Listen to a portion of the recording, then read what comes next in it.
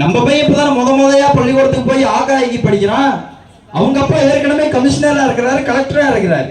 அவங்க வீட்டு பிள்ளைங்க நம்ம வீட்டு பிள்ளைக்கு ஒரே மாதிரி தேர்வு வச்சா அது நியாயமா? இந்த நியாயமான இந்த அநீதியான கூடாதுன்னு போராட்டம் நடத்தினாரு. இன்னும் சொல்றேன், 2010 இந்த தேர்வு இந்தியா முழுக்க கொண்டு வந்தாங்க.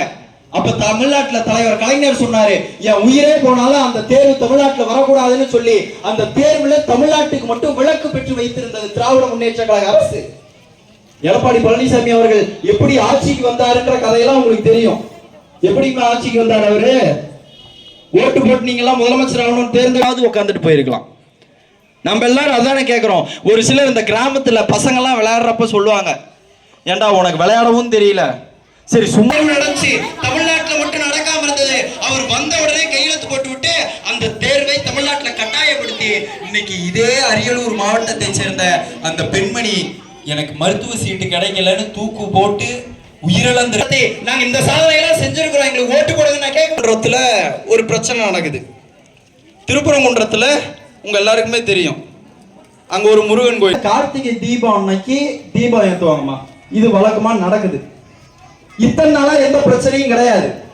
இப்ப புதுசா இந்த பாஜக காரங்கெல்லாம் கூட்டமா சேர்ந்து என்ன பண்றாங்க, அது எப்படி அங்க அமைதியா ஒரு திருவிழா நடக்கலாம் அப்படின்ட்டு மலை மேல ஒரு மசூதி ஒண்ணு இருக்கு.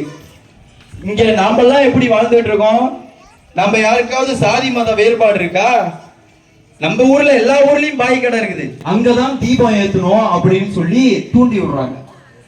அந்த தூண்டி விட்டது அந்த ஊர் முழுக்க கலவரம் பண்றாங்க. இப்ப கலவரத்தை தூண்டாங்க. இஸ்லாமியர்களுக்கு எதிராக அவங்க வாழ்ற பகுதியை நோக்கி அவர்களுடைய குடிசைகள் கொளுத்தப்பட்ட வீட்டையெல்லாம் அடிச்சு கொளுத்தினாங்க. கர்ப்பிணி பெண்களை எல்லாம் உயிரோட வைத்த கிழித்த சம்பவம். வெளியே வர மாட்டாரு அவர். எங்க இந்த மாதிரி இடத்துக்குலாம் பேச போறாரு உங்களை எல்லாம் பார்த்து. நாளைக்கே முதலமைச்சர் ஆகணும்னு ஆசைப்படுறீங்கல்ல, இங்க இருக்கிற திமுக காரர்கள், என் கூட நிக்கிற ஒன்றிய செயலாளராக இருக்கட்டும், என் முன்னாடி நிக்கிற கரைவேட்டி கட்டி இவங்க எல்லாம் இருக்கிறாங்க பாத்தீங்களா, கடந்த 50-60 வருஷமா இந்த